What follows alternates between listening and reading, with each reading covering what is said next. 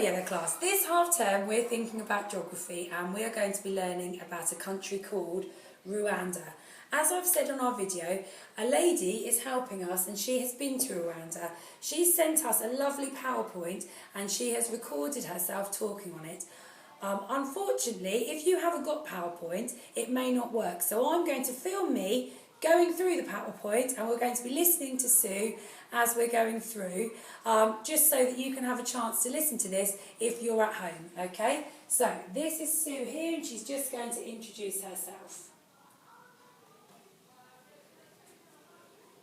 Hello everyone, my name is Sue. You can see a picture of me on the screen there.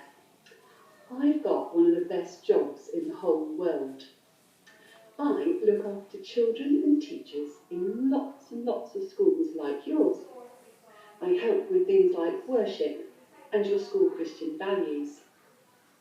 But last year I was really lucky because I was asked to go and work with children and teachers in schools thousands of miles away in another country, a country called Rwanda.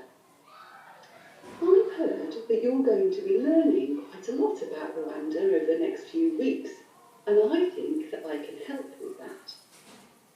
I've been to Rwanda 3 times now, and I've got lots and lots of photographs and films to show you that might help with your learning.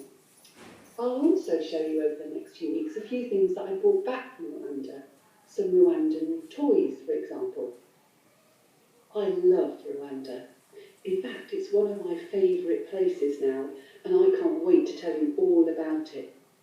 First of all, let's find out where Rwanda actually is.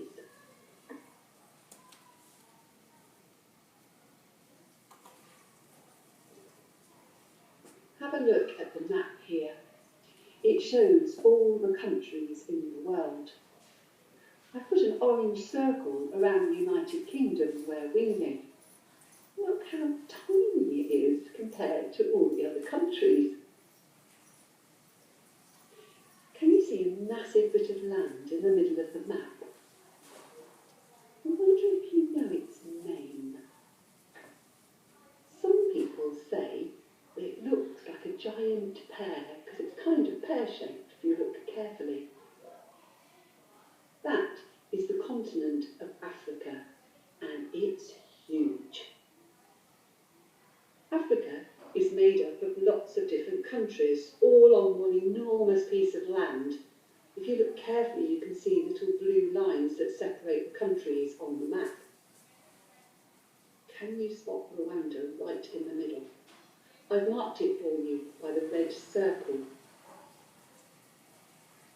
Rwanda is known as the country of 1,000 hills. Look at the photograph there. Can you see the hills covered in mist? Well, everywhere that you look in Rwanda, if you look up to the skyline, you always see hills like this. There are so many of them. Some of them are old volcanoes.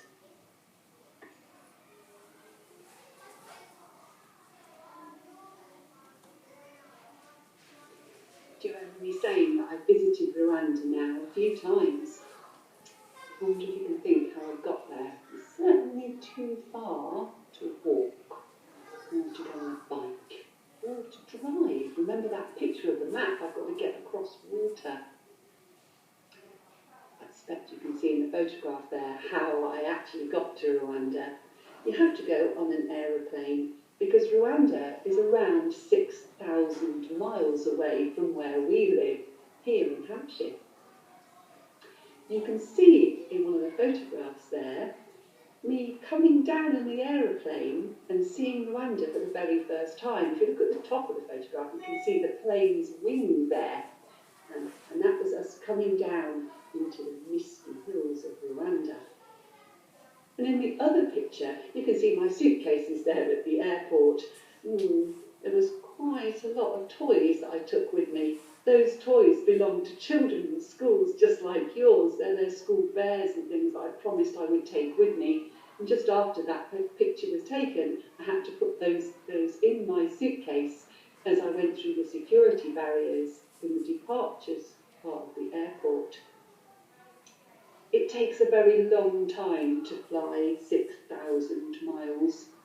We took off just after tea time one evening, and we flew all the way through the night and arrived at breakfast time the next morning. It's a very, very long flight to travel all of those miles.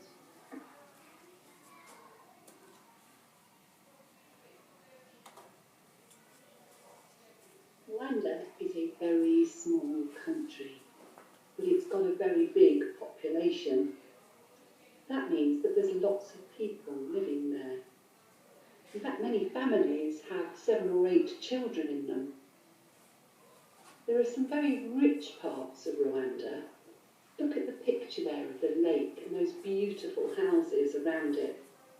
That's Lake Kivu, and it's got really posh hotels and houses on the banks of the lake. Lake Kivu is one of Africa's 5 great lakes. It's enormous. In fact, it's 50 miles long. It looks a bit like the sea, but it is actually a lake. And we'll find out a little bit more about Lake Kivu and the fish that live in it later on. There are also some really poor parts of Rwanda.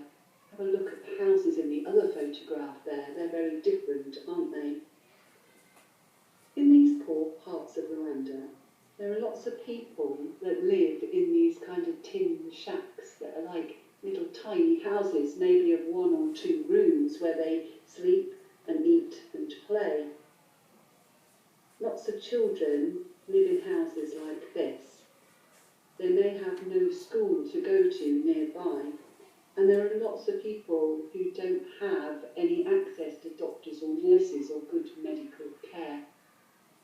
So Rwanda is a real mixture of rich areas and poor areas. And that's a bit like the United Kingdom. There are very, very rich people that live in big houses in the UK, but there are also some poor areas of our own country too.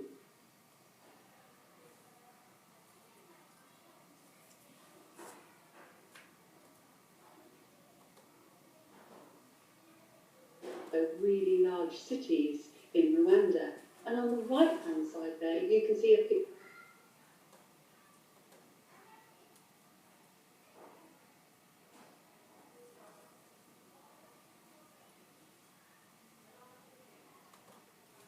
Just like there are rich and poor people in the country, there's also differences between the town and the countryside. So in the first picture here, you can see those hills again, can't you? In fact, you can see a volcano in the background there, and just peeking right up into the clouds. That is the rural area, or the area of countryside in Rwanda. And there's a lot of places like this, where people are involved with farming the crops around their houses.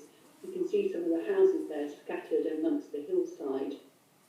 But there are also really large cities in Rwanda. And on the right-hand side there, you can see a picture taken at the conference centre. That's right in the middle of Kigali, the capital of Rwanda. And here we can see great big hotels, business places, great big office blocks, people going to work carrying briefcases, just like you'd see in the middle of London. So it's a real mixture, Rwanda. There are rich areas, poor areas, rural areas, the countryside areas, and city and town areas, like you see in Kigali there.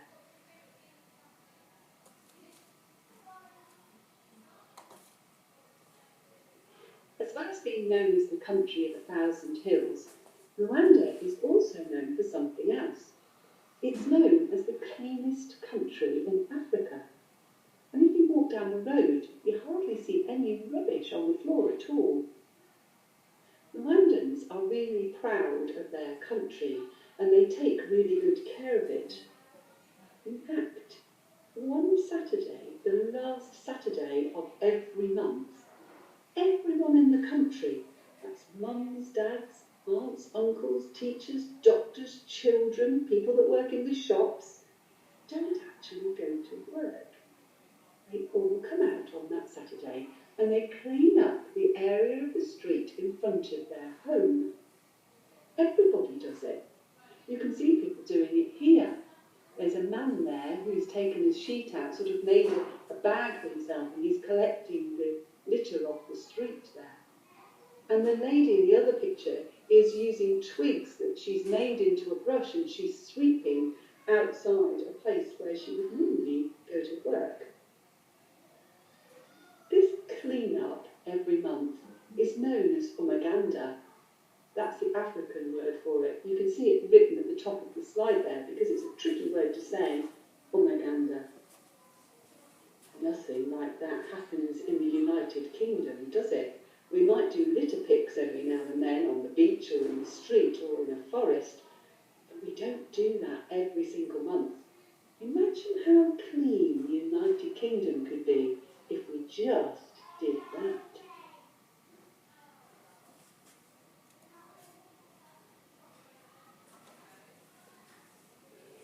So I hope that you now know a little bit more about Rwanda, that tiny country right in the middle of massive Africa, the land of 1,000 hills.